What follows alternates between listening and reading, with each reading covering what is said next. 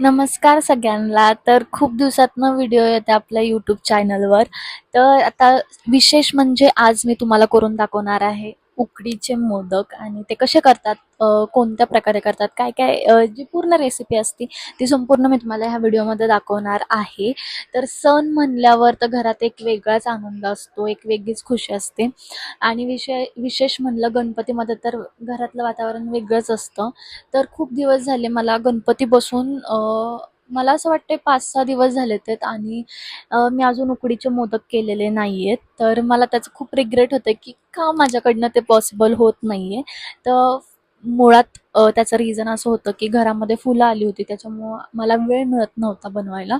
तर फायनली वेळ मिळालेला आहे आणि आज मी ते उकडीचे मोदक करून दाखवणार आहे. सुरुवातीला मी काय केलं मी केलं एक कढई घेतली आहे, त्याच्यामध्ये तूप टाकले 2-3 चम्मच. ठीक आहे. मग 1 वाटी खिसलेलं खोबरं घेतलं, 1 वाटी गूळ घेतलं. आधी सुरुवातीला मी काय केलं, तूप गरम केलं, त्याच्यामध्ये जे ड्रायफ्रुट्स असतात त्याचं मिक्सरमधून पूड काढून घेतलेली आहे.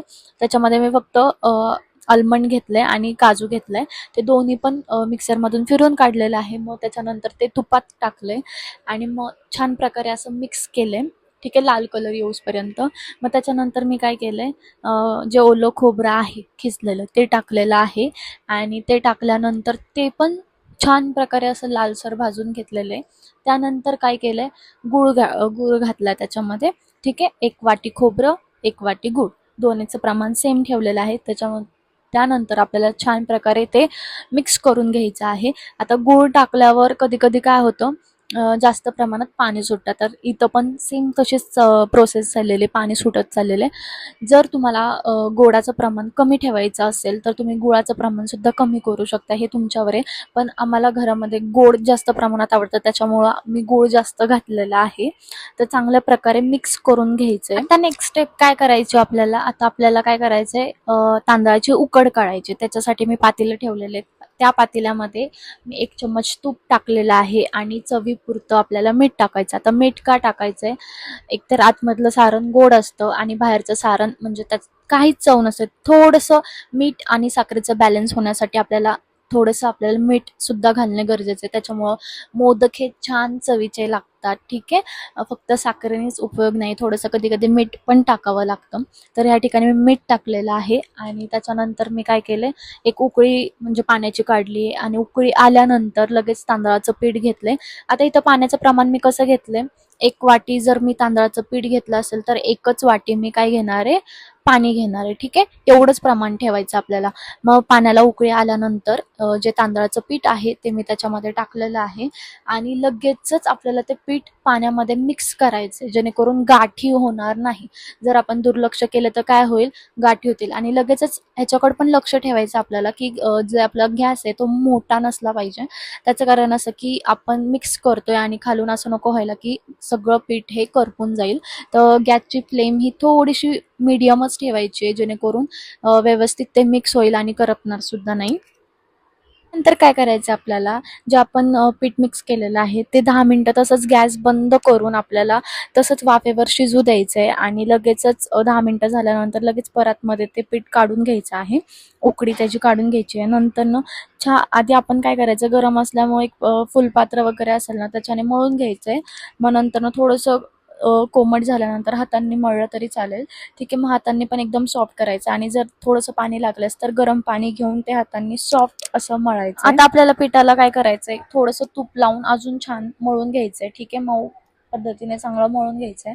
मग आपल्याला जेवढ्या आकाराचे गोळे घ्यायचे तेवढ्या आकाराचा आपल्याला गोळा घ्यायचा. ठीक आहे, तुम्हाला मोठे मोदक आवडत असतील तर मोठा गोळा घ्या, छोटे मोदक आवडत असतील तर छोटे गोळे घ्या. ठीक आहे, गोळा घेऊन आपल्याला काय करायचं, जसं आपण पुरणपोळीला जसं आपण जे पीठ आहे ते आपण थोडंसं पातळ करतो तशी आपल्याला पारी करून घ्यायची आहे पिठाची. एकदम पातळ अशी पारी करून घ्यायची आहे, जाडसर ठेवायची नाही, नाहीतर ते पीठ पीठ खूप लागतं. मग पारी करून झाल्यावर तुम्ही त्याच्यात जे सारण आपण केलेलं आहे ते टाकायचं आहे आणि मग नंतर प्लेट्स बनवायच्या आहेत. आता 2 पद्धती आहेत, काही जण आधी प्लेट्स करून घेतात मग सारण टाकतात, किंवा मग काही जण आधी सारण टाकतात मग प्लेट्स बनवतात. मला हे इझी वाटतं. ठीक आहे, मग मी प्लेट्स बनवून घेतल्या आणि मग ते सारण टाकलं आणि त्याच्यानंतर मी हाताच्या साहाय्याने गोल गोल फिरवत त्या प्लेट्स वरच्या दिशेने आणलेल्या आहेत आणि मोदकाचा आकार दिलेला आहे. तर अशाच प्रकारे आपल्याला बाकीचे सुद्धा मोदक करून घ्यायचे आहेत. तर या ठिकाणी ना मला मदत करायला आलेली माझी बहीण लाडकी स्वराली मोरे. तर तिने काय केलंय, सगळ्या मोदकाचा म्हणजे ते आकार आता तुम्ही पुढं बघा दाखवतीये. ते आकारच म्हणजे खूप छान आकार जमलेला आहे तिला. तर तुम्ही पण सांगा की तिचे मोदक कसे झालेले आहेत. आणि हे असं माझ्या मधी मधी करायला तिला पहिल्यापासूनच आवडतं. तर आम्ही दोघी पण मोदक करत होतो. तर फायनली सेम आपल्याला सेम प्रोसेस आपल्याला अप्लाय करायची. जेवढं तुम्हाला ठीक आहे पारी बनवायची तेवढं पारी बनवून घ्यायची. त्याच्यानंतर त्याच्यात सारण टाकायचे. मग परत आपल्याला त्याला थोडेसे प्लेट्स करून घ्यायचेत आणि मोदकाचा आकार द्यायचा आहे. इझी आहे खूप. पण जेव्हा आपली जी उकड आहे ना ती छान प्रकारे होते ना, तेव्हा मोदक खरंच छान होतात. त्याच्यामुळं मेन फोकस तर तुम्ही उकडीकर द्या. जेव्हा तांदळाची उकड काढता त्याच्याकडे मेन फोकस केला पाहिजे. कारण का तीच त्याच्यात जर पाणी जास्त पडलं किंवा कमी पडलं तर मोदक हे छान होत नाहीत.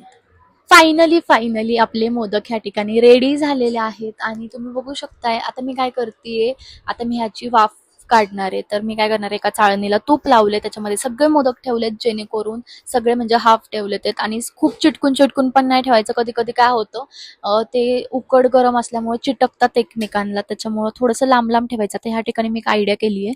मी इडलीच्या भांड्यामध्ये थोडेसे मोदक ठेवलेले आहेत आणि बाकीचे पातेल्यामध्ये थोडेसे वाफळून घेते, जेणेकरून माझा टाइम कमी लागेल तिथे.